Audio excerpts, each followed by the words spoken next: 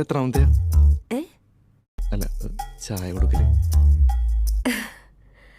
അത് കുറച്ചായി. അവിടെയോ? എൻ്റെ കാര്യം ഏകദേശം ഈ പറഞ്ഞ പോലെ.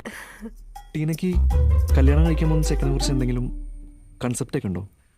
ഒന്ന് പറയുമായിരുന്നെങ്കിൽ അറിയായിരുന്നു. അങ്ങനെ പ്രത്യേകിച്ച് കൺസെപ്റ്റ് ഒന്നുമില്ല.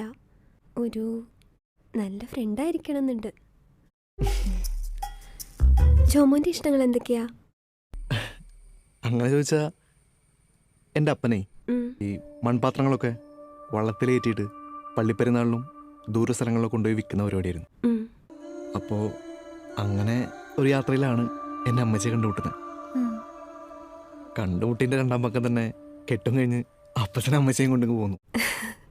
ഞാനിതെന്തിനാ പറഞ്ഞതെന്ന് വെച്ചാൽ എനിക്ക് എൻ്റെ അമ്മച്ചിനെ പോലൊരു പെൺകുട്ടിയെ കെട്ടണം എന്നാണ് ആഗ്രഹം. തനിക്ക് തൻ്റെ അമ്മയെ അത്രയ്ക്ക് ഇഷ്ടമല്ലേ?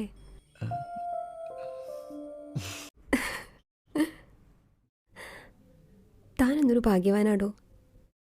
തനിക്ക് ഇത്ര നല്ലൊരു ഫാമിലി കിട്ടിയില്ലേ?